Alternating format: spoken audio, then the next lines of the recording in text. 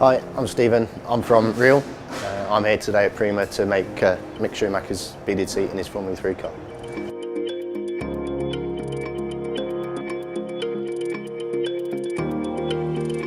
Every seat the whole process is the exact same, despite what standard of driving it is. The importance of what we do stays the same with each driver.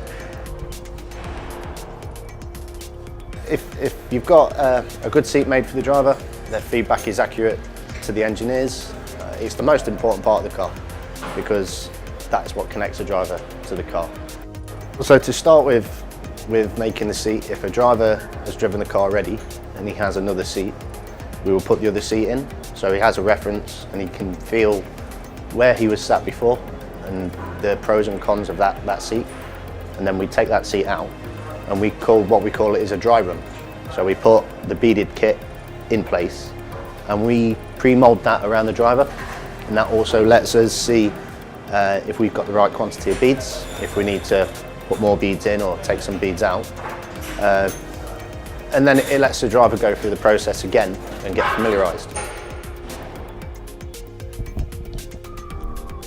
As soon as they're happy with that, we can have a look at the seat. We take the seat out,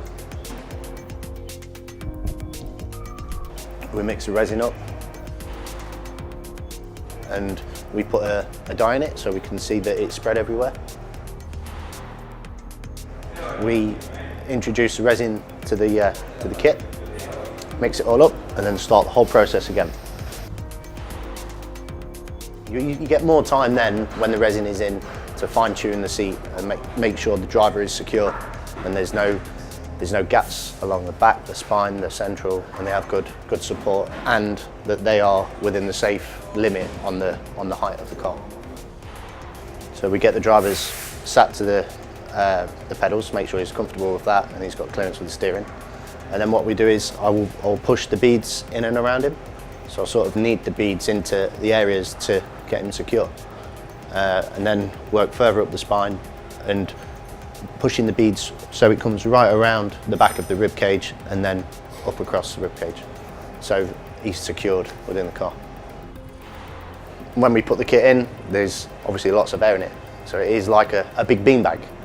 So to get it to mold around the driver, we have to extract the air.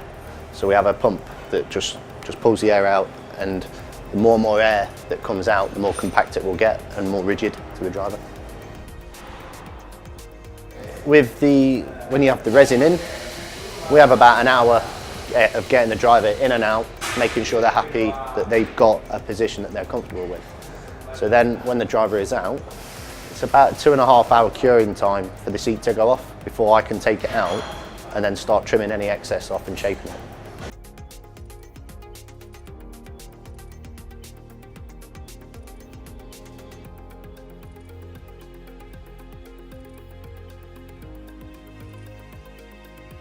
And we shape it, rasp it, we'll put the seat back into the car, the driver will sit in, make sure there's clearances everywhere, make sure that the driver's happy again.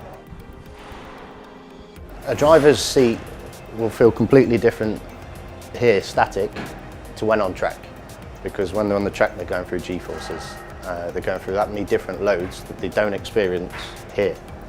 So yeah, they may say it feels amazing here, but there's always something on track that there's an adjustment. 9 times out of 10 there's a small adjustment, but normally only very minor.